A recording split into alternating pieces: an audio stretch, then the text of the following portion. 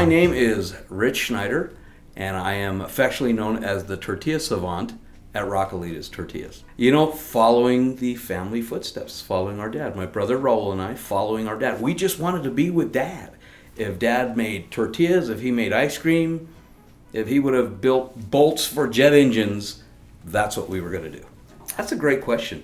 We were just kind of, my brother Raul and I were warehouse rats, doing whatever Dad said and happy to do it. And one day we asked him for a raise, a $25 a week raise. And there's a lot of days, I wish he would have given us the $25, but what he decided to do is basically toss the keys at us and say, here, you guys want the money?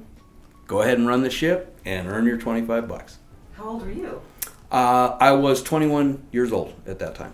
Oh my gosh. So you started running the business at 21? Yeah, my brother at that time, Raul, I was 21, he was 30. Okay, great. So did your father retire?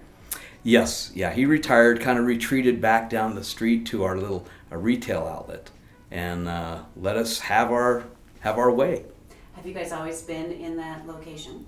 Yes, our current location at 31st and Larimer, Dad bought that in 1974, and so a lot has changed down there. Absolutely, it's the relationships. To be able to look back and remember where we came from, where our customers came from, and all the fires that we all helped each other put out, that's the most satisfying part of the business by far. You know, for so many years, I wasn't as embedded in the entire industry as I should have been. But once I started exploring getting into the Colorado Restaurant Association to find out how many businesses there are, how many facets there are to this business, it's so far beyond the food and the plate. It's way beyond that. Well, you know, that was it was just a love of the entire industry. And as I saw the restaurant industry grow so strong into hotels, I was like, well, gosh, maybe I should be involved in the Colorado Hotel Lodging Association, which led me to the Metro Denver Lodging Association. And then I got involved also with the American Culinary Federation to get involved with the chefs. And so now I've been blessed to be on the board of We Don't Waste, a food recycling distribution organization. Fantastic group of people there. I'm involved with Pueblo Community College. I'm on their board, their advisory board, to make sure that the curriculum is in fact relevant, so that we're not learning how to fix, if we're in an electronic school, we're not learning how to repair 8-track tape players. And there I go showing my age, but that's what part of that role is. What keeps me in the industry, I don't know that I ever want out. I will probably die at a table somewhere. It's funny, I should be having a foot out, trying to figure out what my exit plan is. And instead, I really am so madly in love with this industry and all the facets of it. I'm trying to get more involved in the different facets of it.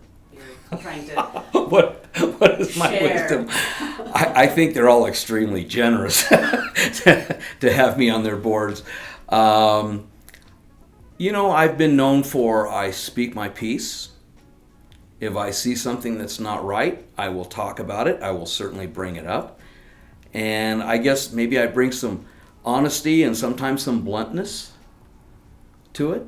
But I can also, I think I probably have the ability to get a blunt, maybe harsh thought and filter it into something that's like a bouquet of flowers that, oh, by the way, we should probably look at doing this a different way. That's a great question. I get asked recently to speak to a lot of people that are coming into the industry now. And my first thing really is to don't be so, I'm going to use the words, don't be so desperate to sell as anxious to serve. Go serve people. They'll take care of you. But if you have your agenda of, I'm going to sell this today to this guy, it's probably not going to work. But if you'll go to people and just find out, what's the pebble in your shoe? What pebble can I help you get out of there today? That's how the relationships start. Oh, my dream dinner guest. Unfortunately, it's not going to happen because that probably would have been Anthony Bourdain. I just think he had the best job in the industry. But right now, I have to say I'm working on trying to make my job the best job in the industry. Yes, getting more involved in ProStart, absolutely. I'm so proud that evolved from Mary Mino, who's a very dear friend of mine. I'm so proud that started here in Denver. And the results of that, the education, the opportunities, the view that high school kids get, they're getting a view in high school that I really didn't even get to take a look at until probably 5 years ago in my career. And I've been in this 40 years. So ProStart is a fantastic program. And I've just seen what it does to these kids, the education that gives them, and even beyond the hospitality industry. Teaching them about P&Ls, looking at rent, just all the different facets of a business. No matter what you do, even if you take ProStart and you decide the hospitality is not for me, I want to have a hair salon, ProStart will help you run a better hair salon. Sure. Well, the ups and downs that we flow with the economy, flavors, what people want out of dining has changed huge. I think people used to, let's say 15 years ago, they went out to eat, which sounds kind of ridiculous, but that's what they went to do. Now it's almost, they want to be entertained. I want some sort of food theater.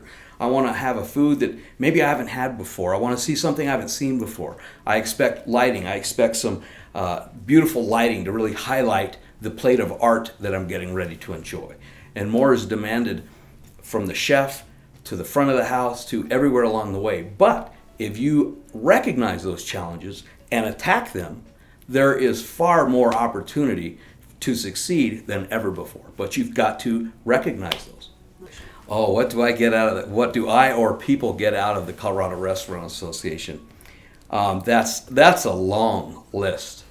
Besides just really opening your eyes and raising your platform on what you see, starting to meet with the real movers and shakers of the industry and having those little conversations with them, opening your eyes, and suddenly it's funny. You'll go into a restaurant after getting that education from the top people in the field, and you see an entirely different restaurant.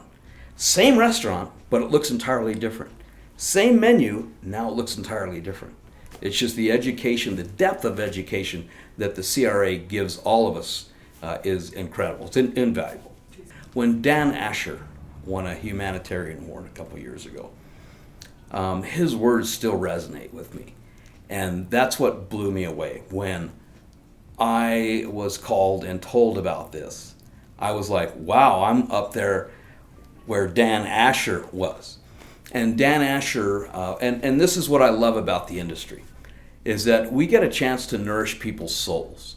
We get a chance to, when people have had perhaps the worst day of their life, something horrible at work, maybe it's life and death, maybe they woke up and they had cancer and they went to the doctor today and found out it's in remission. They're going to live.